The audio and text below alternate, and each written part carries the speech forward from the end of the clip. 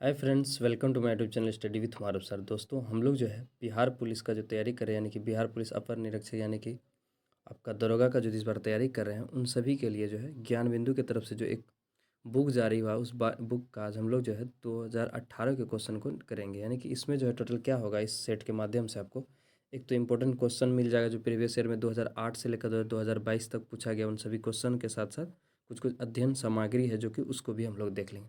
चलिए देखते हैं, वीडियो लंबा ना हो इसलिए हम लोग जो है टोटल 100 क्वेश्चन का एक सेट है, तो हम लोग 50-50 क्वेश्चन का एक सेट बनाए हैं, जो कि आज 50 इंपॉर्टेंट क्वेश्चन का डिस्कशन करेंगे इसका, फिर उसके बाद फिर 50 क्वेश्चन का जो है नेक्स्ट वीडियो में डिस्कशन करेंगे। चलिए देखते हैं, आज का पहला क्वेश्चन है। पहला क्वेश्चन देखने से पहले देख लीजिए आप, ये जो है आपका 2018 में जो पूछा गया क्वेश्चन था प्रथम पाली में, उसका है क्वेश्चन, यानी कि प्रीवियस ईयर का क्वेश्चन है। चलिए देखते हैं। कहता है कि सत्रिया किस राज्य की शास्त्रीय नृत्य नृत्य शैली है, यानी कि सत्रिया जो है किस राज्य का शास्त्रीय नृत्य शैली है, तो इसका आंसर आपका ऑप्शन सी असम का है। तो चलिए, इससे रिलेटेड बहुत सारा क्वेश्चन पूछा जाता है, हर बार परीक्षा में देखा जाता है। चलिए देखते हैं नृत्य से संबंधित कौन कौन सा फैक्ट्स है। तो आपके सामने है टोटल कि सत्रिया आपका असम का शास्त्रीय नृत्य शैली है। तो देखिए, और भारत में कुल 8 मुख्य भारतीय शास्त्रीय नृत्य परंपराओं में से एक है, यानी कि भारत में टोटल 8 शास्त्रीय नृत्य है, उनमें से आपका एक सत्रिया असम का हो गया। अब पहला देखते हैं हम लोग, इधर है भारतनाट्यम। भारतनाट्यम आपका तमिलनाडु का शास्त्रीय नृत्य है, ये दक्षिण भारत में होता है। इस नृत्य को सबसे प्राचीन नृत्य माना जाता है, यह सबसे प्राचीन नृत्य है। और इस नृत्य को तमिलनाडु में देवदासियों एवं द्वारा विकसित किया, यानी देवदासियों द्वारा विकसित व प्रसारित किया गया था। इसके प्रमुख कलाकार कौन कौन है? यामिनी कृष्णमूर्ति, सोनल मान सिंह, रुक्मणी देवी, मृणाली साराभाई। और दूसरा देखते हैं, दूसरा आपका कुचिपुड़ी। कुचिपुड़ी आपका कहाँ है? आंध्र प्रदेश का नृत्य है। भरतनाट्यम अभी हम लोग कहाँ देखे? तमिलनाडु का। कुचिपुड़ी आपका कहाँ था? आंध्र प्रदेश का। इसका आधार भरत मुनि का नाट्य शास्त्र है। इसका आधार क्या है? भरत मुनि का नाट्य शास्त्र। इसका भी प्रमुख कलाकार कौन है? यामिनी कृष्णमूर्ति, लक्ष्मी नारायण शास्त्री, राधा रेड्डी, राजा रेड्डी द्वारा। और एक है ओडिसी। ओडिसी जो है ये क्या है? उड़ीसा में प्रचलित नृत्य कला का प्राचीन शैली है। ओडिसी कहाँ से है संबंधित? उड़ीसा से। इसमें नृत्य माध्यम से समर्पण का भाव धारण किए नर्तक ईश्वरीय स्तुति करते हैं, यानी इस नृत्य के माध्यम से लोग जो है समर्पण का भाव धारण किए नर्तक ईश्वरीय स्तुति प्रस्तुत करते हैं। आगे है कि इसका प्रमुख कलाकार कौन है? इसका प्रमुख कलाकार सोनल मानसिंह, रानी करण आदि है। आगे है कथकली। कथकली उसके बाद आपका जो है क्या? कथकली जो है किससे संबंधित है? सुप्रसिद्ध शास्त्रीय नृत्य है, ये आपका केरल राज्य से संबंधित है। इसके कलाकार कौन है? आपका वालतोल नारायण मेनन, उदय शंकर, कृष्ण नारायण, मृणालिनी साराभाई। याद रखिएगा। कथक, देखिए कथकली केरल से था, लेकिन कथक जो है वो उत्तर भारतीय शास्त्र है, यानी ये उत्तर भारत का शास्त्रीय नृत्य है। इस कथक का शब्द का अर्थ होता है कथा को नृत्य रूप में कथन करना। प्राचीन काल में कथक को कुसलीम नाम से भी जाना जाता था। इस नृत्य का प्रमुख कलाकार आपका पंडित बिरजू महाराज, लच्छू महाराज, सुखदेव महाराज, सितारा देवी, गोपी कृष्णन शोभना नारायण, मालविका सरकार आदि है। आगे देखते हैं, आगे है आपका मणिपुरी। मणिपुरी जो है भारत के प्रमुख शास्त्रीय नृत्य है। इसका नाम, इसकी उत्पत्ति स्थल मणिपुर के नाम पर पड़ा है। मणिपुर राज्य से मणिपुरी संबंधित है। यह नृत्य मुख्यतः हिंदू वैष्णव प्रसंगों पर आधारित होता है। इसमें राधा और कृष्ण के प्रेम प्रसंग प्रमुख है। इसका प्रमुख कलाकार आपका कौन कौन है? आतंब सिंह, नल कुमार सिंह, सविता मेहता, कलावती देवी, झावरी बहने, गोपाल सिंह आदि। आगे है कि मोहिनी अट्टम। मोहिनी अट्टम और कथकली ये दोनों किस राज्य से संबंधित था? केरल राज्य से था। मोहिनी अट्टम का नृत्य शब्द मोहिनी के नाम से बना है। मोहिनी रूप हिंदुओं के देव भगवान विष्णु ने धारण किया था, ताकि बुरी ताकतों पर अच्छी ताकत की जीत हो सके। यानी कि आपको फिर से देख लीजिए कि मोहिनी जो है, मोहिनी अट्टम कथकली आपका किससे संबंधित है? केरल राज्य से संबंधित है। भरतनाट्यम तमिलनाडु से। कुचिपुड़ी आपका कहाँ है? आंध्र प्रदेश से। मोहिनी अट्टम के प्रमुख कलाकार कौन है? आपका कल्याणी अम्मा, भारती शिवाजी, रागिनी देवी, हेमा मालिनी और श्री देवी भी जो है मोहिनी अट्टम के प्रमुख कलाकार थे। चलिए नेक्स्ट क्वेश्चन की ओर बढ़ते हैं दोस्तों। नेक्स्ट क्वेश्चन आपका दूसरा नंबर का, कि भारत का प्रथम उर्वरक संयंत्र स्थापित किया गया था, यानी भारत का प्रथम उर्वरक संयंत्र कहाँ स्थापित किया गया था? सिंदरी में किया गया था। सिंदरी, ये जो अभी कहाँ आपका? झारखंड में, सॉरी। भारत का प्रथम उर्वरक कहाँ स्थापित किया गया था संयंत्र? सिंदरी में। तो सर्व देखिए आप इसका डिस्क्रिप्शन उसको देखते हैं। स्वतंत्र भारत का प्रथम उर्वरक संयंत्र सिंदरी में 1951 ईस्वी में स्थापित किया गया था। ये कौन सा है? स्वतंत्र भारत का है, ठीक है। भारत में प्रथम उर्वरक कारखाना, जब भारत में पहली बार उर्वरक कारखाना बना था, जबकि भारत आज़ाद नहीं हुआ था, वो 1906 ईस्वी में रानीपेट तमिलनाडु में खोला गया था। भारत में विश्व उर्वरक का तीसरा सबसे बड़ा उत्पादक उपभोक्ता देश है। ये बहुत इंपॉर्टेंट क्वेश्चन है, देख लीजिए कि विश्व में जो है उर्वरक का तीसरा सबसे बड़ा उत्पादक और उपभोक्ता दोनों कौन है? आपका भारत ही है। चीन और अमेरिका के भारत भारत तीसरा नंबर पे है। विश्व में नाइट्रोजन युक्त उर्वरकों का मुख्य उत्पादक देश है, भारत अपना तीसरा है। आगे है पोटेशियम फर्टिलाइजर पूरी तरह आयात किया जाता है। भारत में सहकारी स्वामित्व वाले पहले उर्वरक कारखाने की स्थापना 1951 में सिंदरी यानी कि जो भी हम लोग देखे तत्कालीन बिहार यानी कि झारखंड में की गई थी। उर्वरक उद्योग के लिए नेफ्ता, कोक, भट्टी गैस, हाइड्रोजन, प्राकृतिक gas, rock sulphate, phosphate, gypsum आदि कच्चा माल का प्रयोग होता है। बल्लारपुर इंडस्ट्रीज जो है लिमिटेड है वो कागज़ और कागज़ के उत्पाद क्षेत्र से, यानी कि जो क्वेश्चन देखते हैं ना, क्वेश्चन में जितना ऑप्शंस होता है उस ऑप्शंस के रिलेटेड भी नीचे फैक्ट्स दिया रहता है। और ये महाराष्ट्र में स्थित है। बल्लारपुर जो इंडस्ट्रीज क्या है आपका, ये कागज़ और कागज़ उत्पाद से क्षेत्र से संबंधित है, ये महाराष्ट्र में है। राजमुंद्री जो था ऑप्शन में, तो वो आंध्र प्रदेश राज्य में है, गोदावरी नदी के तट पर स्थित है। आइए देखते हैं आगे। आगे है किसी तत्व के समस्थानिक से तात्पर्य, यानी किसे समस्थानिक कहते हैं? देखिए समस्थानिक उसे कहते हैं जिसका परमाणु संख्या से मतलब समान होता है, परंतु परमाणु द्रव्यमान जो है वो अलग अलग हो। यानी ऑप्शन ए इसका करेक्ट है कि उस तत्व के परमाणु जिनकी द्रव्यमान संख्या अलग अलग हो। बिल्कुल, इसका परमाणु द्रव्यमान अलग हो परंतु परमाणु संख्या समान हो, उसे समस्थानिक कहते हैं। आइए देखते हैं। समस्थानिक को इंग्लिश में आइसोटोप्स कहा जाता है। वैसे तत्व जिनकी परमाणु संख्या समान हो किंतु परमाणु द्रव्यमान अलग होता है। जैसे हाइड्रोजन का 3 समस्थानिक है, प्रोटोरियम, ड्यूटेरियम, ट्राइटोरियम। उसी तरीक़ा से सबसे सर्वाधिक समस्थानिक वाला तत्व यानी ऐसा तत्व जिसका सबसे ज़्यादा समस्थानिक है वो है पोलिनोमियल। इसका टोटल 27 समस्थानिक होता है। तो आइए समस्थानिक का यूज़ देखते हैं आखिर क्या उपयोग है उसका। तो समस्थानिक का उपयोग जो है क्या होता है, कार्बन का समस्थानिक से हम लोग कोई भी कार्बनिक पदार्थ के आयु जानने में प्रयोग करते हैं।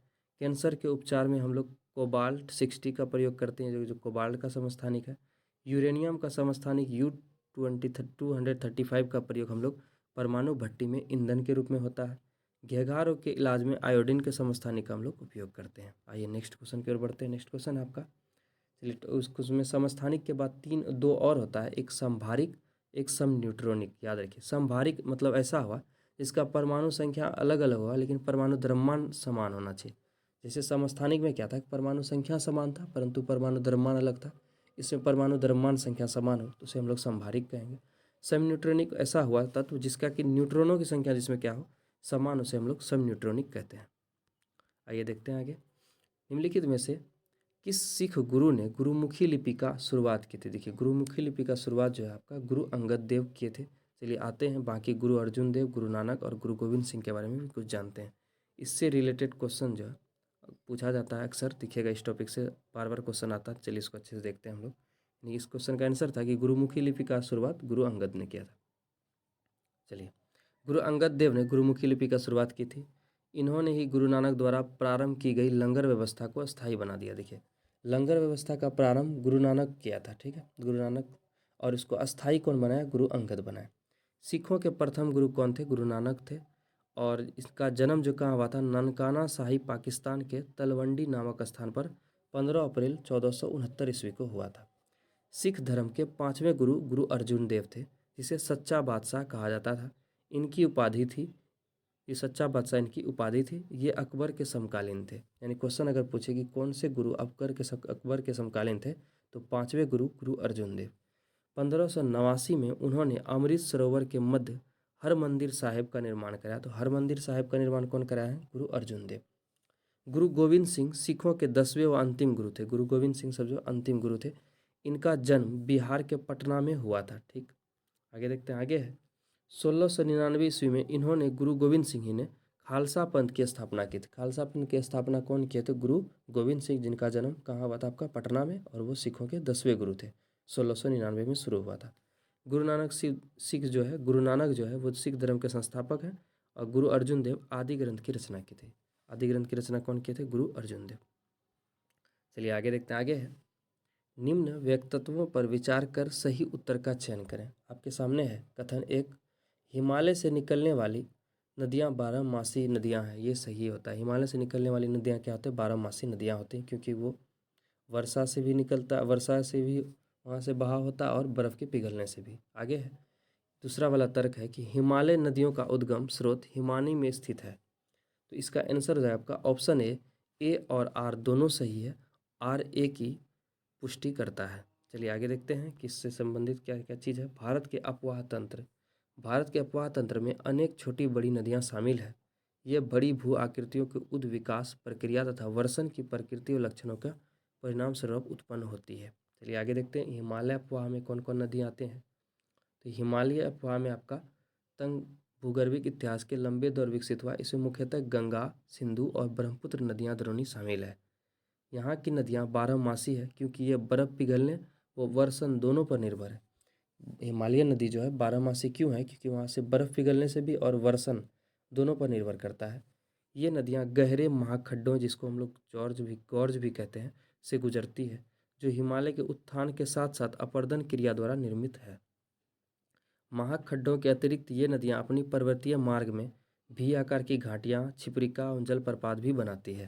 हिमालय की नदियाँ जो है, नदियों द्वारा भी आकार की घाटियाँ, छिपरिका और जलप्रपात भी बनाया जाता है, और गॉर्ज का भी निर्माण होता है हिमालय नदियों द्वारा। आगे है कोसी नदी, जिसे बिहार का शोक यानी सोरो ऑफ बिहार कहते हैं, अपना मार्ग बदलने के लिए कुख्यात रही है। यह नदी पर्वतों के ऊपरी क्षेत्र से भारी मात्रा में अवसाद लाकर मैदानी भाग में जमा कर देती है। हिमालय अपवाह तंत्र की नदियों को चलिए कुछ कुछ देख लेते हैं। हिमालय अपवाह तंत्र के अनेक नदी तंत्र हैं, मगर निम्नलिखित नदी तंत्र प्रमुख है। सिंधु नदी तंत्र जो है, ये विश्व का सबसे बड़ी नदी द्रोणी में से एक है। सबसे बड़ी नदी द्रोणी में से कौन है? आपका सिंधु नदी तंत्र है। गंगा नदी तंत्र अपने द्रोणी और संस्कृति महत्व दोनों के दृष्टिकोण से गंगा भारत की सबसे महत्वपूर्ण नदी है। यह नदी उत्तराखंड राज्य की उत्तरकाशी जिला में गोमुख के निकट गंगोत्री हिमनद, जो कि 3900 मीटर ऊंचाई से निकलती है, यहाँ यह भागीरथी के नाम से जानी जाती है। यानी कि गंगा नदी का उद्गम जो आपका उत्तराखंड में होता है, उत्तरकाशी जिला के गोमुख निकट गंगोत्री हिमनद से। जहाँ से गंगा नदी निकलती है वहाँ पर उसे भागीरथी नदी के नाम से जाना जाता है। आगे ब्रह्मपुत्र नदी का हम देखते हैं। ब्रह्मपुत्र नदी तंत्र विश्व की सबसे बड़ी नदियाँ में से एक ब्रह्मपुत्र का उद्गम कैलाश पर्वत श्रेणी में मानसरोवर झील के निकट चेमायुंगडुंग हिमनद में है। देखिए, विश्व का सबसे बड़ी नदी में से एक ब्रह्मपुत्र नदी भी है, और इसका उद्गम जो कहाँ आपका होता है? कैलाश पर्वत श्रेणी के मानसरोवर झील के निकट चेमायुंगडुंग हिमनद में। तिब्बत में इसे सांगपो नदी के नाम से जाना जाता है। तिब्बत में ब्रह्मपुत्र नदी को ही सांगपो नदी के नाम से जाना जाता है, जिसका अर्थ होता है शोधक। अरुणाचल प्रदेश में इसे दिहांग नाम से जाना जाता है। देखिए, अभी देखिए हम लोग कि ब्रह्मपुत्र नदी का जो है अरुणाचल प्रदेश में दिहांग के नाम से जाना जाता है, परंतु तिब्बत में इसे सांगपो नदी के नाम से जानते हैं। आगे देखते हैं नेक्स्ट क्वेश्चन 6 नंबर का। किसी भी राजनीतिक दल को राष्ट्र दल बनाने के लिए कितने राज्य की मान्यता जरूरी है? देखिए, किसी भी राजनीतिक दल को राष्ट्र दल बनाने के लिए 4 राज्यों की मान्यता जरूरी है। ऑप्शन ए इसका करेक्ट होगा। भारत में राजनीतिक दलों की मान्यता निर्वाचन आयोग द्वारा प्रदान किया जाता है। चलिए इसका क्या कंडीशंस है उसको देख लेते हैं दोस्तों। अगर आपको वीडियो अच्छा लग रहा है तो वीडियो को लाइक ज़रूर करें, और चैनल पर पहली बार विजिट कर रहे हैं तो एक बार चैनल को सब्सक्राइब कर लें। चलिए देखते हैं क्या क्या शर्त है राष्ट्र यानी किसी भी दल को राष्ट्रीय दल हासिल करने के लिए। उसकी आवश्यक शर्त क्या है कि लोकसभा के आम चुनाव अथवा राज्यसभा विधान चुनाव में किन्हीं 4 अथवा अधिक राज्यों में कुल डाले गए वैध मत का 6% प्राप्त करना जरूरी है। यानी अगर लोकसभा का आम चुनाव हो या विधानसभा का चुनाव हो, 4 राज्य या उससे अधिक राज्यों में टोटल वोट का 6% प्राप्त अगर हो रहा है तो उसे राष्ट्रीय दल का दर्जा हासिल करना हो जाएगा। दूसरा कंडीशन है, इसके अलावा किसी एक राज्यता अथवा राज्यों से विधानसभा के कम से कम 4 सीट जीतनी होंगी। अगर ये कंडीशन पूरा नहीं किया तो दूसरा कंडीशन ये है कि किसी एक राज्य में अगर आपको कम से कम 4 विधानसभा की सीट मिल रही है तो फिर भी आपको राष्ट्रीय दल का दर्जा मिल जाएगा। आगे है, लोकसभा में 2% सीटें हो और या कम से कम 3 विभिन्न राज्यों में हासिल की गई हो। लोकसभा में कम से कम 2% सीट शामिल मिल जाए उसको, या तो ये कम से कम 2% सीट तो मिले, लोकसभा में टोटल 2% सीट हो उसका, और ये कम से कम 3 राज्यों से मिला हुआ हो तो भी उसे क्या होगा, राष्ट्रीय दल का दर्जा मिल जाएगा। निर्वाचन आयोग एक अस्थायी संवैधानिक निकाय है। इसका वर्णन संविधान के भाग 15 अनुच्छेद 324 से लेकर अनुच्छेद 339 तक है। निर्वाचन आयोग का चर्चा कहाँ, आपका संविधान के भाग 15 में अनुच्छेद 324 से लेकर अनुच्छेद 329 तक। चलिए देखते हैं। अलग अलग भारत पार्टी है जिसका अलग अलग चुनाव है, चिन्ह है। जैसे भारतीय जनता पार्टी बीजेपी का कमल है, कांग्रेस का पंजा, भारतीय कम्युनिस्ट दल हंसिया और बाली, राष्ट्रवादी कांग्रेस पार्टी घड़ी, बहुजन समाज पार्टी हाथी असम को छोड़कर, भारतीय कम्युनिस्ट पार्टी हंसिया हथौड़ा एवं तारा, तृणमूल कांग्रेस पार्टी जोड़ा फूल, नेशनल पीपुल्स पार्टी पुस्तक, आम आदमी पार्टी का चिन्ह क्या है, आपका चुनाव चिन्ह झाड़ू। चलिए आगे देखते हैं। नेक्स्ट क्वेश्चन है कि निम्नलिखित में से किस क्षेत्र में भारत में प्रथम सहकारी आंदोलन का प्रारंभ हुआ था। तो भारत में प्रथम सहकारी आंदोलन का प्रारंभ कृषि ऋण से हुआ था, यानी ऑप्शन ए इसका करेक्ट होगा। देखते हैं डिस्क्रिप्शन में। भारत में पहला सहकारी आंदोलन ब्रिटिश शासन के दौरान कृषि ऋण के साथ आरंभ हुआ था। भारत में सहकारी आंदोलन का प्रारंभिक चरण 1904 से 1911 से तक है। वर्ष 1903 में समिति ने अपनी रिपोर्ट प्रस्तुत की तथा 1904 ईस्वी में पहली सहकारी ऋण समिति अधिनियम पारित किया गया। सहकारी आंदोलन का दूसरा चरण यानी संशोधन वर्ष 1912 से 18, इसमें सहकारी समिति अधिनियम 1912 अधिनियम और कर वर्ष 1904 अधिनियम के दोषों को दूर किया गया। यानी कि भारत में पहला सहकारी आंदोलन का ब्रिटिश शासन के दौरान कृषि ऋण के साथ आरंभ हुआ था और ये शुरू कब हुआ था, 1904 से एक बार 11 तक, और दूसरा चरण इसका 1912 से लेकर 1918 तक हुआ था। चलिए आगे देखते हैं। आगे है नीमू बाजगो नामक बांध किस नदी पर स्थित है। तो ये सिंधु नदी पर स्थित है। नीमू बाजगो नामक सिंधु नदी पर स्थित लद्दाख जम्मू कश्मीर में है। कोयना परियोजना आपका कहाँ पर है, कोयना नदी महाराष्ट्र पर है। सभी का देख लेते हैं हम लोग। महाराष्ट्र का सबसे बड़ा बांध है, इससे 1920 मेगावाट बिजली उत्पादन होता है। इसका निर्माण 1863 में हुआ था। देखिए कोयना जो है परियोजना कोयना नदी पर है जो कि महाराष्ट्र में है और महाराष्ट्र का ये सबसे बड़ा बांध है। उससे 1920 मेगावाट बिजली उत्पादन होती है। पेरियार जो है आपका मुल्ला पेरियार बांध यानी पेरियार नदी पर केरल में स्थित है। एक गुरुत्वीय बांध है। इस जलाशय के चारों ओर पेरियार राष्ट्रीय उद्यान है। आगे देखते हैं। मंगल परियोजना सतलज नदी पर भारत की सबसे बड़ी नदी घाटी परियोजना है, याद रखिएगा। पोंग बांध परियोजना व्यास नदी पर क्रियान्वित किया गया है। यह हिमाचल प्रदेश में स्थित है। उकाई परियोजना, यह परियोजना गुजरात के ताप्ती नदी पर है। बाण सागर परियोजना सोन नदी पर स्थित है, याद रखिएगा इसको। आगे देखते हैं। तो आगे है किसी वस्तु की कीमत वृद्धि से क्या अभिप्रेरित है। देखिए मुद्रा के मूल्य में अगर गिरावट होगी तो वस्तु के मूल्य में क्या होगा, वृद्धि होने लगेगी। चलिए देखते हैं। ऑप्शन डी इसका करेक्ट होता। जब अर्थव्यवस्था में वस्तुओं एवं सेवाओं की आपूर्ति अपेक्षा मुद्रा की आपूर्ति अधिक हो जाती है तो अर्थात वस्तुओं एवं सेवाओं प्रति क्या होता है, वस्तुओं का मूल्य क्या होता है, आपका बढ़ जाता है। कीमतों की सतत रूप से बढ़ती और मुद्रा का मूल्य घटता, इसे मुद्रास्फीति कहा जाता है। अगर कीमत वस्तुओं का मूल्य क्या हो रहा है, घट रहा है, और यानी वस्तुओं का मूल्य क्या हो रहा है, बढ़ रहा है, और मुद्रा का कीमत क्या हो रहा है, घट रहा है, तो इसे हम लोग मुद्रास्फीति कहते हैं। जब कीमती सामान स्तर में लगातार वृद्धि होने लगती है, यानी कीमतों के समान स्तर में जब लगातार वृद्धि होने लगती है तब वह मुद्रास्फीति की अवस्था कहलाती है। मुद्रा के मूल्य या क्रय शक्ति का कम होना या कमजोर होना मुद्रास्फीति की अवस्था है। यानी अगर मुद्रा का जो मूल्य है ना घटने लगे और वस्तु का मूल्य क्या हो, बढ़ने लगे, तो वो मुद्रास्फीति कहलाता है। चलिए नेक्स्ट क्वेश्चन की ओर बढ़ते हैं। नेक्स्ट क्वेश्चन है निम्नलिखित में से कौन सी पार्टी या संगठन डॉक्टर अंबेडकर द्वारा स्थापित नहीं किया गया था। इनमें से चारों में से कौन था जो उसके द्वारा नहीं किया गया था। तो ऑप्शन ए इसका करेक्ट है कि दलित समाज शोषण मुक्ति मोर्चा समंच, ये डॉक्टर अंबेडकर के द्वारा नहीं किया गया है। चलिए देखते हैं किसके द्वारा किया गया है। दलित समाज शोषण मुक्ति मोर्चा मंच की स्थापना डॉक्टर भीमराव अंबेडकर के द्वारा नहीं किया गया है। डॉक्टर भीमराव अंबेडकर ने 1920 में the all India depressed class federation की स्थापना की थी और 1924 में बहिष्कृत हितकारिणी सभा का स्थापना किया। समाज समता संघ की स्थापना किया था। फिर 1942 में अनुसूचित जाति परिसंघ की स्थापना भी डॉक्टर भीमराव अंबेडकर के द्वारा किया गया था। भारतीय रिपब्लिकन पार्टी एवं बौद्ध महासभा की स्थापना किए थे।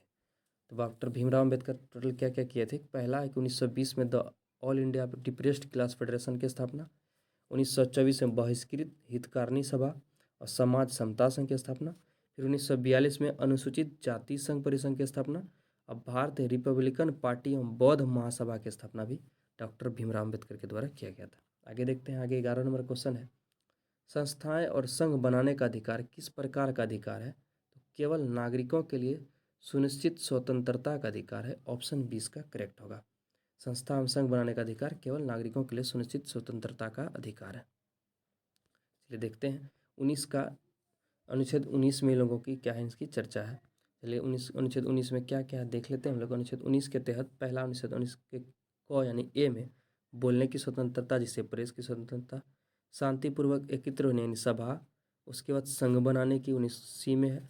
19 का डी में देश की किसी भी क्षेत्र में आगमन की स्वतंत्रता यानी घूमने की स्वतंत्रता, भ्रमण करने की। आगे है 19 का ई में देश के किसी भी क्षेत्र में निवास करने और बसने की स्वतंत्रता।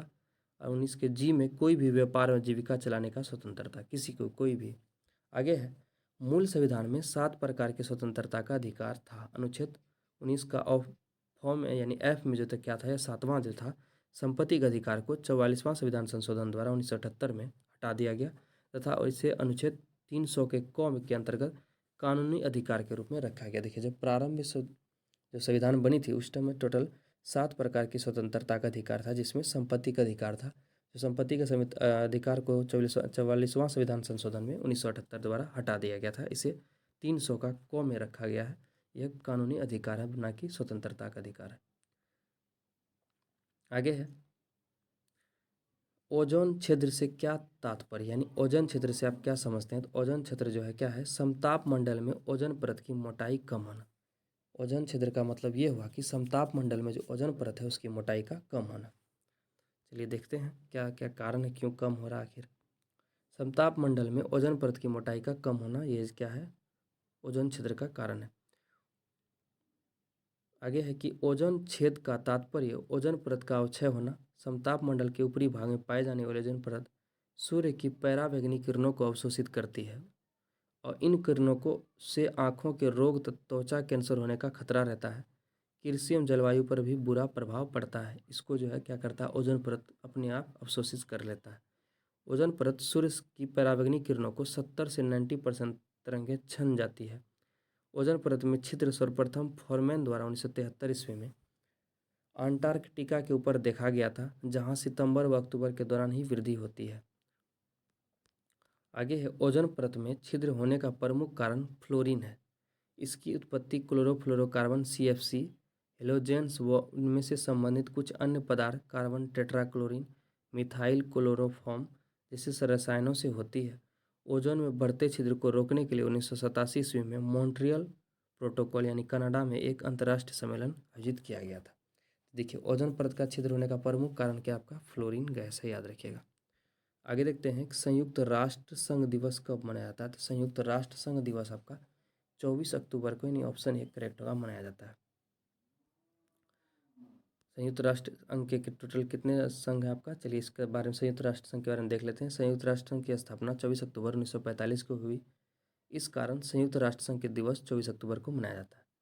संयुक्त राष्ट्र संघ की मुख्यालय न्यूयॉर्क शहर में है। इसका कार्यभाषा दी है अंग्रेजी और फ्रेंच में। कार्यभाषा इसका टोटल कितना है इसमें, यानी कि संयुक्त राष्ट्र भाषा संघ का कार्यभाषा आपका अंग्रेजी और फ्रेंच यानी 2 भाषा है। 4 और भाषाएं हैं जिन्हें राष्ट्र संघ की मान्यता प्राप्त है, जैसे चीनी, रशियन, अरबी तथा स्पेनिश।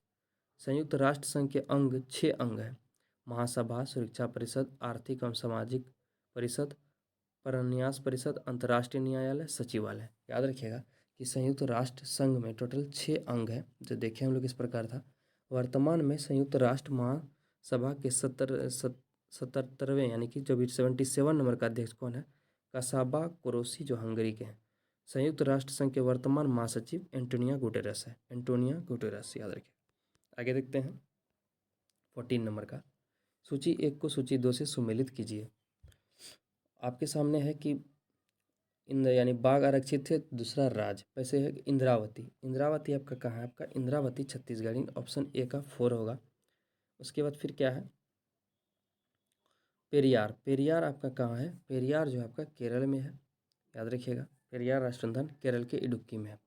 फिर सिमलीपाल, सिमलीपाल तथा भितरकनिका, ये दोनों कहाँ आपका, ओडिशा में है। और बांदीपुर जो आपका कहाँ है, बांदीपुर राष्ट्रीय उद्यान आपका कहाँ है, बागर यानी कि, तो ये आपका कहाँ है, कर्नाटक में। तो ऐसा ऑप्शन सी में दिख रहा है हम लोग को, ऑप्शन सी इसका करेक्ट होगा। चलिए देखते हैं एक बार और डिस्क्रिप्शन में। पेरियार अभी हम लोग देखे कहाँ पर था, केरल के उडुक्की में स्थित है। इंद्रावती राष्ट्रीय उद्यान छत्तीसगढ़ में 1983 में से टाइगर रिजर्व घोषित किया गया। सिमलीपाल तथा भितरकनिका ये उड़ीसा में मयूरभंज जिले में है, याद रखिएगा। यह राष्ट्रीय उद्यान तथा यह एक हाथी अभ्यारण्य भी है, याद रखिएगा कि सिमलीपाल जो है एक राष्ट्रीय उद्यान के साथ साथ हाथी अभ्यारण्य भी है। बांदीपुर राष्ट्रीय उद्यान दक्षिण भारत के कर्नाटक राज्य में स्थित है। यह प्रोजेक्ट टाइगर 1974 के तहत एक टाइगर रिजर्व के रूप में स्थापित किया गया है। इसमें शुष्क पर्णपाती वर्ण प्रमुख है। भारत का प्रथम राष्ट्रीय उद्यान जिम कॉर्बेट राष्ट्रीय पार्क है, जो उत्तराखंड में स्थित है। वर्तमान में वर्ष 2021 में इसका नाम रामगंगा नेशनल पार्क हो गया है। देखिए भारत का पहला नेशनल पार्क जो है क्या था, जिम कॉर्बेट नेशनल पार्क, जो कहाँ का उत्तराखंड में स्थित है। इसका नाम हाल ही में चेंज हुआ है, इसका अब रामगंगा नेशनल पार्क हो गया है। देश का सबसे ज़्यादा राष्ट्रीय उद्यान आपका कहाँ है, मध्य प्रदेश में। मध्य प्रदेश में टाइगर स्टेट भी कहते हैं, मध्य प्रदेश को हम लोग टाइगर स्टेट भी कहते हैं। भारत का सबसे बड़ा बाघ अभ्यारण्य नागार्जुन सागर श्रीशैलम आंध्र प्रदेश में स्थित है। विश्व का एकमात्र तैरता हुआ राष्ट्रीय पार्क केबुल लामजाओ राष्ट्रीय पार्क मणिपुर राज्य में स्थित है। भारत में कुल 53 राष्ट्रीय रिजर्व हैं, टाइगर रिजर्व हैं, याद रखिएगा। भारत के 14 बाघ अभ्यारण्यों को वैश्विक संरक्षक मानकों की मान्यता जुलाई 2021 में मिली है। चलिए आगे देखते हैं। कौन सा संयंत्र तरल पदार्थों को विशिष्ट गुरुत्व मापता है? कौन सा संयंत्र जो है जो तरल पदार्थों के विशिष्ट गुरुत्व को मापता है? तो ऑप्शन बी इसका करेक्ट है, हाइड्रोमीटर। चलिए नेक्स्ट क्वेश्चन देखते हैं 16 नंबर का। सूची 1 को सूची 2 से सुमेलित कीजिए। इसका आंसर है आपका पहला है कि रेलवे उपकरण, यानी कि कौन चीज़ कहाँ पर उपस्थित है, इसका हम लोग देखेंगे। ठीक है, पहला है कि रेलवे उपकरण। रेलवे उपकरण आपका कहाँ बनता है? रेलवे उपकरण आपका भिलाई बनता है, याद रखिएगा, A3। फिर आपका मोटर वाहन, मोटर वाहन आपका कहाँ बनता है, सॉरी, जबलपुर में। मोटर वाहन आपका कहाँ बनता है? जबलपुर में। एक बी का क्या होगा, 4 होगा। आगे है पोत निर्माण। पोत निर्माण का जो कहाँ होता है, कोच्चि में। और साइकिल फैक्ट्री है, साइकिल का निर्माण आपका कहाँ है, आपका लुधियाना में, याद रखिएगा। साइकिल फैक्ट्री आपका कहाँ है, लुधियाना में। यानी इसका आंसर था आपका ऑप्शन ए। चलिए आगे देखते हैं। पौधे मिट्टी में घुले हुए नाइट्रेट को अवशोषित करते हैं तथा उन्हें परिवर्तित कर देता है। पौधे जो मिट्टी में घुला हुआ नाइट्रेट को किस में बदल देता है? प्रोटीन में बदल देता है, याद रखिएगा। पौधे जो है मिट्टी में घुले हुए नाइट्रेट को किस में बदल देता है? प्रोटीन में बदल देता है। हवा में परागन को कहते हैं, हवा में परागन को वायु परागन कहते हैं। पौधे में प्रजनन अंग मुख्यतः पुष्प होते हैं। प्रत्येक पुष्प में मुख्य रूप से 4 भाग पाए जाते हैं, जब बाह्यपुंज, दलपुंज, पुमंग तथा ज्या। पुष्प यानी कि कहता है कि पुष्प और के पुमंग और जयांग प्रजनन प्रक्रिया में भाग लेते हैं, इन्हें आवश्यक अंग कहा जाता है। पुष्प के पुमंग और जयांग ये जो प्रजनन भाग में क्रिया में भाग लेता है, इसीलिए इसे प्रमुख भाग कहा जाता है। इसे ही जननांग भी कहा जाता है। पुमंग पुष्प के नर युग्मक तथा जयांग मादा युग्मक में बनते हैं, याद रखिएगा। पुमंग जो है पुष्प का नर युग्मक में यानी मेल में, और जयांग जो है आपका फीमेल वाला में बनता है।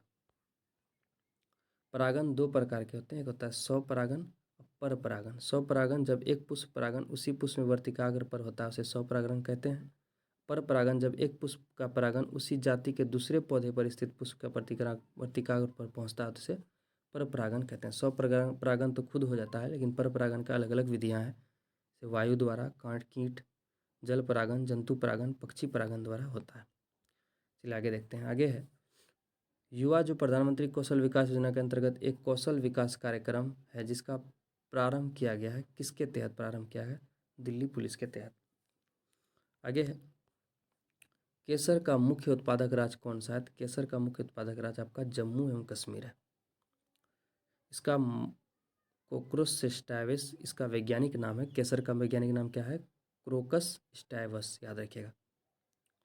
इसको विजन कश्मीर के केसर को जीआई टैग प्राप्त हुआ है, याद रखिएगा, हाल ही में। जल संशोधन का कौन सा तरीका सूक्ष्म जीवों को नष्ट नहीं करता है? 21 का आंसर आपका ऑप्शन बी, निस्यंदन जो है ये जो है आपका सूक्ष्म जीवों को नष्ट नहीं करता है। चलिए देखते हैं। निस्यंदन प्रक्रिया द्वारा जल में मौजूद सूक्ष्म जीवों को नष्ट नहीं किया जाता है। जल में शुद्ध करने के प्रमुख उपाय विधियां हैं आरओ सिस्टम। आरओ सिस्टम जो घर में हम लोग लगाते हैं अक्सर, इसके द्वारा साफ पानी में बैक्टीरिया होने का आशंका बहुत कम होती है। ये पेयजल को साफ करने का उच्च तरीका है। यह गंदगी, धूल, बैक्टीरिया आदि से पानी को मुक्त कर शुद्ध व मीठा बनाता है। यूवी रेडिएशन सिस्टम क्या है? इसमें पानी मौजूद वायरस और बैक्टीरिया को डीएनए अवस्थित हो जाती है और साथ ही हानिकारक बैक्टीरिया को भी मार दिया जाता है। क्लोरीनेशन मतलब क्या होता है? क्लोरीनेशन प्रक्रिया द्वारा जो जल हम लोग करते हैं तो इसके जरिए पानी साफ किया जाता है। विभिन्न नगरों और सरकारी उपक्रमों में जलापूर्ति के दौरान यह प्रक्रिया अपनाई जाती है। आगे है कि जल को उबालने से जल के अधिकांश कीटाणु नष्ट हो जाते हैं, इसलिए हम लोग इसका भी उपयोग मात्र जल शुद्ध, इस विधि से सिर्फ हम लोग क्या कर सकते हैं, जल को शुद्ध ही किया जा सकता है। आगे है कि NSDL का पूरा नाम क्या है? NSDL का पूरा नाम नेशनल सिक्योरिटीज़ डिपोजिटरी लिमिटेड है। ऑप्शन डी इसका करेक्ट है। आगे देखते हैं 23 नंबर का, कीट दंश होने से वाली खुजली किसके कारण होती है? कीट दंश से होने वाली खुजली किसके कारण होती है? तो फॉर्मिक अम्ल के कारण होती है। ऑप्शन ए इसका करेक्ट है। चलिए और सब अम्ल को देख लेते हैं। एसिटिक अम्ल एक सरलतम कार्बोजिलिक अम्ल है। इसका कारण में सिरका में खट्टा स्वाद, तीखी खुशबू आती है। सिरका में कौन सा अम्ल पाया जाता है आपका? तो इसे एसिटिक अम्ल पाया जाता है। इसे एथेनोइक अम्ल भी कहते हैं। लैक्टिक अम्ल वाटर सोल्यूबल होता है, ये पानी में घुलनशील होता है। ये स्किन से जुड़ी परेशानियों से छुटकारा दिलाते हैं। त्वचा को ग्लोइंग और रेडिएटिंग रखने में सहायक करता है। आगे देखते हैं, निम्न हस्तियों पर विचार करें। ये कवि नसरुद्दीन शाह, गिरीश कर्नाड, डॉली ठाकुर, मकरंद देशपांडे, सब क्या है? ये सभी जो है आपका क्या है? ये थिएटर से जुड़ी हस्तियां हैं। तो ऑप्शन डी इसका करेक्ट है। आगे है, महात्मा गांधी राष्ट्रीय समुद्री उद्यान कहाँ अवस्थित है? महात्मा गांधी राष्ट्रीय समुद्री उद्यान जो आपका कहाँ है? पोर्ट ब्लेयर में स्थित है, जो अंडमान निकोबार द्वीप की राजधानी है। महात्मा गांधी राष्ट्रीय उद्यान समुद्री उद्यान जो है अंडमान द्वीप के समूह वांडूर के पास है, इसलिए इसे वांडूर राष्ट्रीय उद्यान के नाम से रूप से भी जाना जाता है। ये पोर्ट ब्लेयर में स्थित है। इसकी स्थापना 1983 में समुद्री जीवन की रक्षा के लिए वन्य जीव संरक्षण अधिनियम 1972 के तहत की गई। उद्यानों में दो प्रमुख द्वीप समूह हैं, जो द्वीप लेबरिंथ द्वीप समूह वनस्पति के प्रकार संरचना और संरचना द्वीप से द्वीप तक भिन्न है। चलिए आगे देखते हैं, इसमें भी कुछ फैक्ट्स है, इसको पूरा देख ही लेते हैं। आगे है कि अंडमान निकोबार द्वीप समूह यह बंगाल की खाड़ी में स्थित है, जिसकी राजधानी पोर्ट ब्लेयर है, या दक्षिणी अंडमान पर स्थित है। दोनों के बीच 10 डिग्री उत्तरी अक्षांश में स्थित द्वीपों को अंडमान द्वीप समूह तथा 10 डिग्री उत्तरी अक्षांश के दक्षिण में स्थित निकोबार द्वीप समूह, यानी कि अंडमान और निकोबार के बीच जो है 10 डिग्री चैनल है, याद रखिएगा। अंडमान निकोबार द्वीप समूह में 96 वन्यजीव अभ्यारण्य है। टोटल कितना? 96 वन्यजीव अभ्यारण्य, 9 राष्ट्रीय पार्क तथा जैव संरक्षित क्षेत्र है। आगे है, रानी झांसी मेरीन राष्ट्रीय उद्यान अंडमान में ही है। पिरोटिन द्वीप अरब सागर में स्थित है। यह द्वीप गुजरात के जामनगर जिले के पास स्थित है। पिरोटिन द्वीप मरीन नेशनल पार्क का एक भाग है और यह पहला भारत का समुद्री अभ्यारण्य है, जिसकी स्थापना 1980 में हुई थी। याद रखिएगा पिरोटिन द्वीप के बारे में ये सब था। यह एक दर्शनीय स्थल भी, यहाँ पर लोग जो है पर्यटन सब घूमने जाता है। आगे है, गंगा सागर द्वीप या गंगा सागर संगम भी कहलाता है। इसे ही हम लोग जो है पिरोटिन द्वीप को कहा जाता है सब। यह बंगाल की खाड़ी में कोलकाता से 150 किलोमीटर दक्षिण में एक द्वीप है। इसे गंगा नदी का सागर से संगम माना जाता है। इस द्वीप में ही बंगाल टाइगर का प्राकृतिक आवास है। रामेश्वरम कहाँ आपका? रामेश्वरम तमिलनाडु राज्य में स्थित एक शांत शहर है और यह करामती पम्बन द्वीप का हिस्सा है। यह शहर पम्बन चैनल के मध्य से देश के अन्य भाग से जुड़ा हुआ है। अंडमान निकोबार द्वीप समूह में सेंटली जनजातियाँ पाई जाती है। यह था कुछ अंडमान निकोबार द्वीप से संबंधित फैक्ट और उसके ऑप्शंस जो था क्वेश्चन में उससे संबंधित। चलिए आगे देखते हैं, कुछ नहीं से कुछ का सृजन किस नियम के विरुद्ध है? ऑप्शन बी, द्रव्यमान ऊर्जा का संरक्षण। कुछ नहीं से कुछ का सृजन जो किसके विरुद्ध है? ये द्रव्यमान ऊर्जा का संरक्षण। कुछ नहीं में से कुछ नहीं का आता ये नियम के विरुद्ध है, अर्थात ऊर्जा का संरक्षण यह है बताता है कि एक पृथक तंत्र की कुल ऊर्जा परिवर्तित नहीं हो सकती है। चलिए आगे देखते हैं, वीडियो थोड़ा लंबा हो रहा है, मजबूरी है कि हम लोग आखिर सबको फैक्ट को देखना ही पड़ेगा। तो चलिए देखते हैं और सब फैक्ट्स को। आइंस्टीन ने बताया कि द्रव्यमान और ऊर्जा दो अलग अलग स्वरूप नहीं है, इसमें एक दूसरे में परिवर्तित किया जा सकता है। द्रव्यमान ऊर्जा के अनुपात के अनुसार द्रव्यमान को ऊर्जा और ऊर्जा के पूर्ण द्रव्यमान परिवर्तित किया जा सकता है। चलिए आगे है, भूमध्य रेखा निम्नलिखित में से किस देश से होकर नहीं गुजरती है? तो इसमें मैक्सिको से होकर नहीं गुजरती है, बाकी केनिया, इंडोनेशिया, ब्राज़ील से होकर गुजरती है। मैक्सिको जो है यह उत्तरी अमेरिका में स्थित एक देश है जहाँ से भूमध्य रेखा नहीं गुजरती है। 21 मार्च और 23 सितंबर को सूर्य की किरण भूमध्य रेखा पर सीधा चमकती है। विषुवत रेखा निम्न देशों से होकर गुजरती है। देखिए, इक्वाडोर, कोलंबिया, ब्राज़ील, गैबोन, कंगो राज्य, लोकतांत्रिक कांगो गणराज्य, Uganda, Kenya, Somalia, Maldives, Indonesia तथा किरिबाती से होकर गुजरती है। भूमध्य रेखा जो है वो 3 महाद्वीप से होकर गुजरती है, एशिया, अफ्रीका तथा दक्षिण अमेरिका से। भूमध्य रेखा पर एशिया महाद्वीप से कौन कौन? मालदीव और इंडोनेशिया और किरावती से होकर गुजरती है। याद रखिएगा, भूमध्य रेखा जो है वो एशिया महाद्वीप के 3 देशों से, मालदीव, इंडोनेशिया तथा किरिबाती से होकर गुजरती है। कर्क रेखा जो है भारत के बीचों बीच गुजरती है। आप लोग जानते हैं भारत के कुल 8 राज्यों से होकर गुजरती है। तो चलिए देखते हैं, उत्तरी अमेरिका देश हवाई द्वीप ये किन किन देशों से होकर गुजरती है उसको देखते हैं। अफ्रीका महादेश में मिस्र, लीबिया, नाइजर, अल्जीरिया से गुजरती है।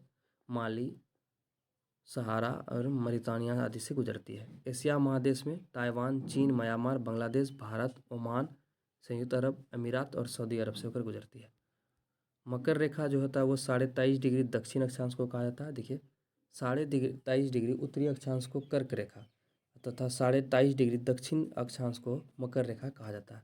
तो मकर रेखा Argentina, Paraguay, Brazil, Namibia, Botswana इन सभी देशों से होकर गुजरती है। मेडागास्कर, ऑस्ट्रेलिया, टोंगो तथा फ्रांस, पोलिनेशिया आदि से। सूर्य कर्क तथा मकर रेखा के मध्य वर्ष भर लंबवत चमकता है। कर्क रेखा पर सूर्य 21 जून तथा मकर रेखा पर 22 दिसंबर पर तक लंबवत चमकता है। याद रखिएगा कि अगर कर्क रेखा पर 21 जून को तथा 22 दिसंबर को मकर रेखा पर क्या होता है? लंबवत सूर्य चमकता है। विश्व के इतिहास में पहली परमाणु आपदा कब हुई थी? तो इसका आंसर आपका इस वर्ग का ऑप्शन डी करेक्ट होगा, यानी 6 अगस्त 1945 को हुई थी। नागासाकी में हुआ था बम गिराने से, याद रखिएगा। आगे है कि हस्तांतरण मूल्य का संबंध निम्न में से किससे है? ऑप्शन सी इसका करेक्ट होगा, कर एवं लेखांकन से है। भारत के किस राज्य में सर्वाधिक सिंचाई ट्यूबवेल द्वारा की जाती है? तो भारत में जो है उत्तर प्रदेश में सर्वाधिक सिंचाई ट्यूबवेल द्वारा की जाती है, यानी नलकूपों द्वारा। गौतम बुद्ध के संवादों की भाषा क्या थी? तो गौतम बुद्ध के संवादों की भाषा क्या थी? आपकी पाली, यानी गौतम बुद्ध जो है अपने पाली भाषा में सबसे ज़्यादा उपदेश देते थे। महावीर के संवादों की भाषा प्राकृत थी। याद रखिएगा कि महावीर अपना उपदेश प्राकृत भाषा में देते थे। चलिए आगे देखते हैं। इसी भाषा में बौद्ध के साहित्य त्रिपिटक की रचना का आपका पाली भाषा में ही किया गया है। संस्कृत जो है ये भारतीय उपमहाद्वीप का एक भाषा है। यह हिंद आर्य भाषा है। आधुनिक भारतीय भाषा इसी से उत्पन्न है। मगधी जो है ये भारत की मध्य पूर्व में बोली जाने वाली एक प्रमुख भाषा है जिसका संबंध भोजपुरी और मैथिली भाषा से है। मगही। आगे है, विश्व एड्स दिवस निम्नलिखित में से किस तारीख को मनाया जाता है? तो 1 दिसंबर को मनाया जाता है। ऑप्शन डी इसका करेक्ट होगा। चलिए कुछ कुछ प्रमुख दिवस उसको देख लेते हैं। 1 मई को मजदूर दिवस, लेबर डे। 10 जनवरी हिंदी दिवस, विश्व हिंदी दिवस। 12 जनवरी भारतीय युवा दिवस। 15 जनवरी थल सेना दिवस। 28 फरवरी राष्ट्रीय विज्ञान दिवस। 12 अगस्त अंतर्राष्ट्रीय युवा दिवस और 29 अगस्त को राष्ट्रीय खेल दिवस। 14 सितंबर को राष्ट्रीय हिंदी दिवस के रूप में हम लोग मनाते हैं। विश्व एड्स दिवस मनाने का उद्देश्य एड्स के बारे में हर उम्र के लोगों को जागरूकता करना है, जो WHO के द्वारा 1988 में शुरू हुआ था। आगे है, निम्नलिखित में से कौन रक्षा मंत्रालय का एक भाग है?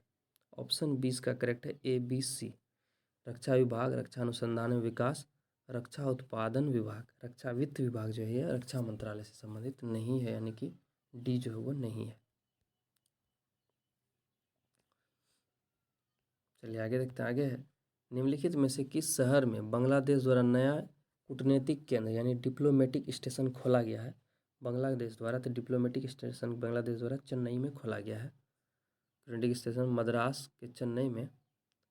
अब कूटनीतिक केंद्र चेन्नई में खोलने की घोषणा 7 अगस्त 2017 को की। याद रखिएगा, बांग्लादेश द्वारा अपना नया कूटनीतिक केंद्र चेन्नई के में खोलने की घोषणा 7 अगस्त 2017 के द्वारा किया गया। फुटबॉल में ध्यानचंद पुरस्कार 2017 में किसे मिला था? तो ये तो करंट का क्वेश्चन था। तो ये सैयद शाहिद कासमी को। लेकिन इस बार 2022 में देखते हैं हम लोग कौन था, 2023 वाला बटा नहीं अभी। अश्वनी अकुंजी एथलेटिक्स में, धर्मवीर सिंह हॉकी में, बीसी मुसेरसेसा कबड्डी में।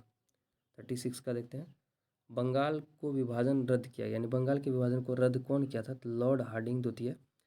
बंगाल का विभाजन 1910, यानी लॉर्ड हार्डिंग द्वितीय जो है ये बंगाल में कब से यानी कि भारत का जो है वायसराय बना था, ये 1910 से 1916 तक। इन्होंने ही बंगाल विभाजन को रद्द करने की घोषणा की थी। और बंगाल का विभाजन लॉर्ड कर्जन 20 जुलाई 1905 को बंगाल विभाजन की घोषणा किया था और 16 अक्टूबर 1905 को विभाजित कर दिया था। इसी से पूरा देश बंगाल में शोक का दिवस के रूप में मनाया गया और यहीं से बंग भंग आंदोलन चलाया गया, जिसमें स्वदेशी तथा बहिष्कार आंदोलन का जन्म हुआ था। आगे देखते हैं। भारतीय रॉकेट से छोड़े गए विश्व के सबसे छोटे अंतरिक्ष का नाम क्या है? तो स्प्राइट है, ऑप्शन सी इसका करेक्ट होगा। विश्व का सबसे छोटे अंतरिक्ष यान का नाम स्प्राइट नाम दिया गया है, जो 23 जून 2017 को ब्रेक थ्रू स्टार शॉट कार्यक्रम के 6 अंतरिक्ष यानों को पृथ्वी के निम्न कक्षा में विकसित किया गया था। चलिए देखते हैं। भारत में पहली बार किसने वार्षिक आय का अनुमानित किया था? दादा भाई नौरोजी। और उस समय जो है भारत का प्रति व्यक्ति आय कितना था? 20 रुपये का अनुमान लगाया गया था। आगे है कि फ्रंटियर गांधी किसे कहा जाता था? तो फ्रंटियर गांधी जो आपको किसको कहा जाता था? खान अब्दुल गफ्फार खान को, सीमांत गांधी या फ्रंटियर गांधी या बादशाह खान, तीनों का उपाधि इसी को मिला था। याद रखिएगा। चलिए देखते हैं कुछ कुछ व्यक्ति और उसके प्रमुख उपाधि। भगत सिंह को शहीद आजम, वल्लभ भाई पटेल को लौह पुरुष या सरदार, रविन्द्रनाथ टैगोर को गुरुदेव की उपाधि, लाला लाजपत राय पंजाब केसरी लाला जी, महात्मा गांधी के राष्ट्रपिता, सरोजिनी नायडू भारत को किला नाइटिंगेल ऑफ इंडिया भी कहा जाता है, श्री कृष्ण सिंह बिहार केसरी, अनुग्रह नारायण सिंह को बिहार विभूति, राजेंद्र प्रसाद को देश रत्न अजातशत्रु, चित्तरंजन दास को देशबंधु, और आगे है जयप्रकाश नारायण को लोकनायक और बाल गंगाधर को लोकमान्य। चलिए आगे देखते हैं। निम्नलिखित में से कौन सा संविधान संशोधन राष्ट्रपति को किसी भी मामले में पुनः विचार करने को मंत्रिमंडल भेजने की शक्ति प्रदान की? तो ऐसा 44वां संविधान संशोधन में हुआ कि किसी भी में यानी कि मामले में राष्ट्रपति को पुनः विचार करने की सहमति मिली, उसको यानी अधिकार मिला। और ये अनुच्छेद 74 में राष्ट्रपति को यह अधिकार दिया गया है, याद रखिएगा। और अगर एक बार फिर मंत्रिमंडल को भेजा गया, फिर दोबारा मंत्रिमंडल उसे अगर सलाह भेज दिया फिर, तो वो जो है उसको मानने के लिए जो है राष्ट्रपति क्या हो जाता है? बाध्य हो जाता है। चलिए आगे देखते हैं। आगे है 41 का। निम्नलिखित सूची 1 को सूची 2 से मिलाइए। एक तरफ है कि संवैधानिक प्रावधान, दूसरे कहाँ से लिया गया है। देखिए, मौलिक कर्तव्य आपका अमेरिका के अधिकार पत्र से लिया गया, नहीं ए का 4 हो जाएगा। राज्य का निधि निर्देशकता तो आयरलैंड से यानी आयरिश के संविधान से। संसदीय प्रक्रिया जो आपका कहाँ से लिया गया है? ब्रिटिश के संविधान से। केंद्र राज्य संबंध कनाडा के संविधान से लिया गया है। चलिए देखते हैं इसका आंसर आपका हो जाता है कौन? ऑप्शन सी करेक्ट है। ऑप्शन सी इसका करेक्ट है। चलिए देखते हैं कि भारत का संवैधानिक प्रावधान कहाँ कहाँ से लिया गया, कुछ कुछ प्रमुख शर्त। उधर तो देख लिया ऊपर वाला, नीचे वाला हम देखते हैं ली गई विषय। जैसे समवर्ती सूची, संसद के दोनों सदस्यों का संयुक्त बैठक, ये ऑस्ट्रेलिया के संविधान से लिया गया है। गणतंत्रात्मक व्यवस्था फ्रांस से। स्वतंत्रता, समानता और बंधुत्व भी फ्रांस की क्रांति। मूल कर्तव्य एवं प्रस्तावना रूस के संविधान से। आपातकालीन उपबंध जर्मनी के संविधान से। संविधान संशोधन की प्रक्रिया दक्षिण अफ्रीका से। राज्यसभा के सदनों का निर्वाचन दक्षिण अफ्रीका के संविधान से। किससे भारत का नियंत्रक महालेखक परीक्षक नियुक्त किया गया है? तो हाल ही में देखिए, अभी तो उसके अकॉर्डिंग तभी तो महर्षि था, राजीव महर्षि, लेकिन अभी जो है भारत का नियंत्रक महालेखक परीक्षक कौन है आपका? गिरीश चंद्र मुर्मू। 8 अगस्त 2020 को इसे कार्यभार ग्रहण किया है। अनुच्छेद 148 के तहत भारत में नियंत्रक महालेखक परीक्षक का पद सृजित किया गया है। आगे है सर क्रीक विवाद किन देशों के मध्य? सर क्रीक विवाद जो है भारत और पाकिस्तान के मध्य स्थित है, याद रखिएगा। यह गुजरात में है, याद रखिए, गुजरात के कच्छ के रण में स्थित है सर क्रीक। किस देश ने वर्ष 2040 तक पेट्रोल डीजल कारों की बिक्री को पूरी तरह प्रतिबंध लगाने का निर्णय लिया है? तो ऐसा फ्रांस ने लिया है। आगे है निम्नलिखित में से कौन सा मोबाइल ऐप केंद्रीय ग्रामीण विकास मंत्रालय द्वारा सड़कों के रख रखाव के लिए? तो आरंभ, ऑप्शन ए इसका करेक्ट होगा। आरंभ ऐप जो है सड़कों का रख रखाव के लिए शुरू किया गया है। भारत के किस राज्य को यूएन पब्लिक सर्विस अवार्ड से सम्मानित किया गया है? तो पश्चिम बंगाल को। आगे है ग्लोबल हंगर इंडेक्स में जो है, ग्लोबल हंगर इंडेक्स में हम लोग को जो है यानी किसके द्वारा जारी किया जाता है? ग्लोबल हंगर इंडेक्स जो होता है वो किसके द्वारा प्रकाशित किया जाता है? तो option B International Food Policy Research Institute द्वारा जारी किया जाता है। भारत में भी 107वां हंगर इंडेक्स में है। नांगल किसके लिए जाना जाता है? तो नांगल जो है आपका उर्वरक उद्योग के लिए प्रसिद्ध है। नांगल पंजाब के रूपनगर जिले में स्थित है, याद रखिएगा। आगे देखते हैं, आगे है 49 का कि भारत जनगणना 2011 अनुसार किस राज्य में लिंगानुपात सर्वाधिक अधिक है? टोटल सबसे ज़्यादा लिंगानुपात आपका केरल में है, लेकिन अभी ऑप्शन में केरल नहीं होने के कारण क्या आपका हो जाएगा? ऑप्शन बी तमिलनाडु हो जाएगा। 996 इसका लिंगानुपात है। और सबसे ज़्यादा आपका केरल में 1024 और सबसे कम दमन द्वीप में 618 है। चलिए आगे देखते हैं। लूसी दुनिया का सबसे बड़ा ज्वालामुखी विस्फोट किस द्वीप में हुआ है? तो ये इंडोनेशिया में है। लूसी दुनिया का सबसे बड़ा ज्वालामुखी विस्फोट इंडोनेशिया द्वीप में हुआ है। इसी के प्रमुख वॉल्केनो में आते हैं येलोस्टोन पार्क जो अमेरिका में है, प्रमुख ज्वालामुखी है विश्व का। Lucy Indonesia, Iran Makran Pakistan और ईरान के बीच, बाकू अजरबैजान, बाराटांग द्वीप अंडमान भारत में। दोस्तों हम लोग टोटल 50 इंपॉर्टेंट क्वेश्चन देख लिए हैं और इसका 50 इंपॉर्टेंट क्वेश्चन आपको नेक्स्ट वीडियो में मिलेगा। तब तक के लिए धन्यवाद।